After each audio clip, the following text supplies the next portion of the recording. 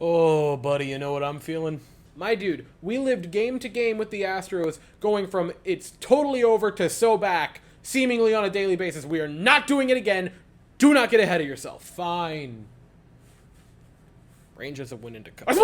Hi, I'm Weston. I love talking about the Rangers, and I'm here to talk about Game 10 of the regular season, where the Rangers win 2-1 over the Carolina Hurricanes and extend their winning streak to 6 consecutive games. And man, this might be the most impressive one of that streak. They just get back from a long road trip. They get a couple days to rest. They come into this game feeling good. And first goal, Rangers, the power play continues to look great. Artemi Panarin, a beautiful pass to a streaking Chris Kreider. Not only does he have good tip-in hands from the front, but man, he's got just good hands anywhere around the net. A beautiful, would you even call that tip-in? It's not quite a wrist shot or a backhander.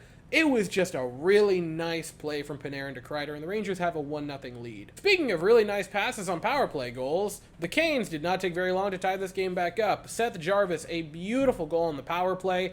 Really nice pass to get that zone entrance from Sebastian Aho, who would take Adam Fox out of this game. And that's not great. I don't think that was like a dirty hit. I just think it was unfortunate. And the great part about the NHL is that I'm pretty sure it's just listed as a lower body injury, which they would say lower body injury on, like, if he stubbed his toe walking from the locker room to the snack bar, or if he got shot in the leg. It's just a lower body injury. He's day to day, and that's a fun thing to watch develop. Hopefully he's back Saturday. Really nice pass from Aho to Jarvis. You'd like a little bit better defense from Trouba and Lindgren there, or a save from Shesterkin, but that is the only bit of nitpicking I can do. The rest of the game, I thought the defense looked pretty okay, even without Fox. I thought it got a little bit dicier.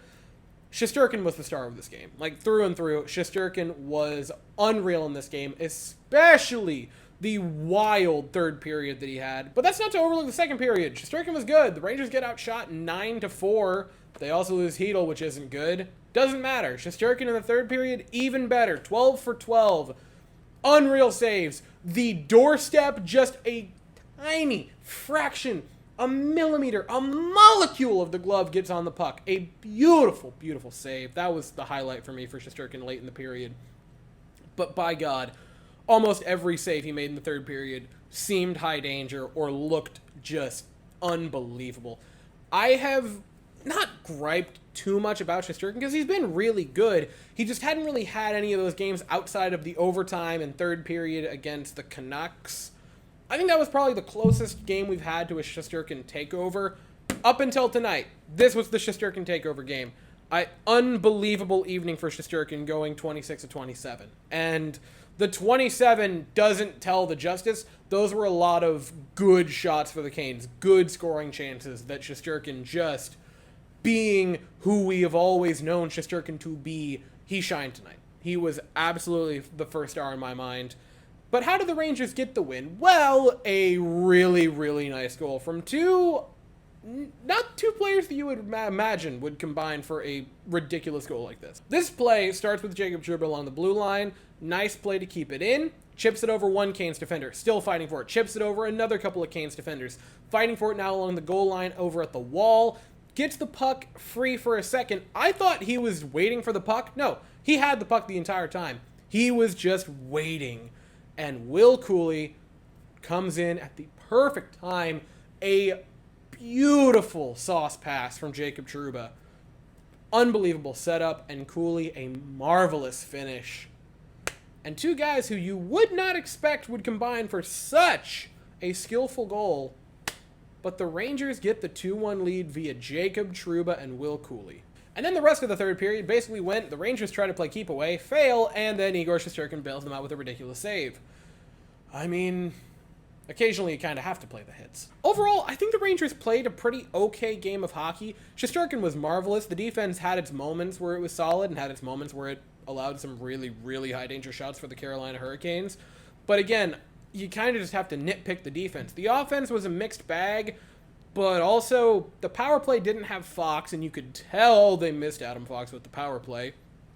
Capo Caco played throughout the game, but kind of got shook up. You lose Philip Hedel, who is just so dynamic on the second line and is a massive part of why that line works.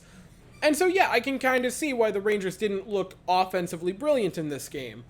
But at the end of it, they still won, and I'm just trying to nitpick so I don't endlessly praise them at this point. But you're 10 games into the season. The Rangers are 8-2. They look as good as they ever have. They're playing really, really good hockey. The power play, or the penalty kill, pardon me, continues to look pretty solid. They killed a couple of penalties tonight. The first one wasn't great, but again, you're having to nitpick. That was just a beautiful shot by Jarvis. I'm having to be that annoying fan who's basically just sitting in the corner. Well, actually, and I don't like doing that. But they look so freaking good to this point. Unless you just want me gushing over them, which I'm perfectly fine doing, by the way. I have to get nitpicky and go for the tiki-tack stuff. This was another solid win. They were down one of their best defensemen. A lot of people are going to say their best. I would definitely say best offensive defenseman without any trepidation. Debatably, I can't say it. Mika still is. But their second best center, and it's not the biggest of gaps between the two of them. They are both really, really good. That's not bringing down Mika, by the way. That's putting up Filipino, because I love Filipino. And another player on the first line gets shooken up. They were jumbling the lines. They were having to double shift people or double pair people. And they still played pretty damn well against a team who we all kind of knew going into it was going to be their biggest one of their biggest competitors for the Metro. And they won. It's 6 in a row now, guys. So the Rangers have an off day tomorrow, but we'll be back on the road Saturday playing the Minnesota Wild at 8 o'clock Eastern. I'll be here afterwards to talk about it, but as for right now, that is all I have to say. So if you all enjoyed this video, please consider to like and subscribe. Thank you all so very much for watching. I hope you all have an absolutely fantastic day, and as always, go Rangers.